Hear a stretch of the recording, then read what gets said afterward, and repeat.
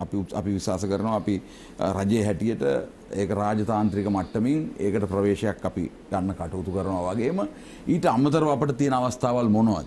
අපිට තියෙන අවස්ථාවල් තමයි අපි මේ මොහොතේ අපිකුත් වෙනත් අපිට අපනයනය සඳහා වෙන රටවල් ඊළඟ ගනුදෙනු කිරීම සඳහා අපිට තියෙන අවස්ථාවන් මොනවද කියන එක සම්බන්ධයෙන් අපි අධ්‍යයනය කළා. ඒවට අවශ්‍ය ක්‍රියාමාර්ග ගන්න ඕනේ. විශේෂයෙන්ම දැන් රජයේ පැත්තෙන් ප්‍රකාශ කරලා තියෙනවා මේ අර්බුදයෙන් ජය ගන්න ඇමරිකාවත් එක්ක කටයුතු කරනවත් වගේම ඊට අමතරව යුරෝපීය සහ ආසියානු කලාපීය රටවල් වල සහ අනිකුත් අපිට මේ අපනයනය සඳහා තියෙන අවස්ථාවන් අපි මේ අභියෝගයත් එක්ක විශේෂයෙන් මේ ලැබිච්ච අභියෝගයත් එක්ක අපි අපේ ආර්ථිකයේ ප්‍රසාරණය කරගන්න ගනුදෙනු වලට වෙනත් යා යුතු රටවල් මොනවද කර යුතු වෙනස්කම් මොනවද ප්‍රතිසංස්කරණ මොනවද කියන එක පිළිබඳව අපි අධ්‍යයනය කරන්න ඕනේ. තව විනාඩියක් තිබෙනවා. ඊට අමතරව දැන් අපි විශේෂයෙන්ම ඔබ දන්නවා අපේ අයවැයත් එක්ක අපි සංවර්ධනය මූලික කරගත් අයවැයක් අපි ඉදිරිපත් කළේ. ඔබ දන්නවා අපි ඊටාම අර කිව්වා වගේ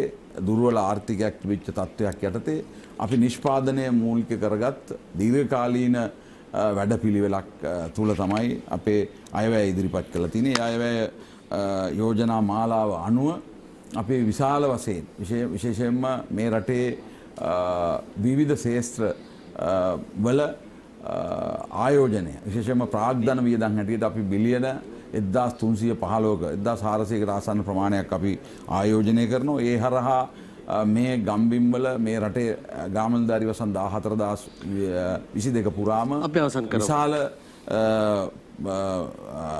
මුදල් ප්‍රමාණයක් වියදම් කළා. විශේෂයෙන්ම රජයේ මැදිහත් වෙලා විශාල ආර්ථික පුනර්ජීවනයක් ඇති කරන්න විශේෂයෙන්ම ජනතාව සම්බන්ධ කරගනිපු ජනතා සහභාගීත්ව ආර්ථිකයක් නිෂ්පාදන ආර්ථිකයක් අපි වෙත යොමු වීමේ පළමු පියවර මේ අයවැයෙන් තියලා තියෙනවා. ඒ වගේම ඔබ දන්නවා සියලු අංශවලට විශේෂයෙන් පාලකයන්ට හැර අනිත් සියලු අංශවලට ජාවාරම්කාරයන්ට ඒ වගේම පවතිච්ච ආණ්ඩුව වගේ නෙවෙයි මේ රටේ ජනතාව කේන්ද්‍ර කරගත් අපි අයවැයක් ඉදිරිපත් කරලා තියෙනවා. ඒ අනුව අපි ඉදිරියේදී කටයුතු කරන්න අපේක්ෂා කරනවා.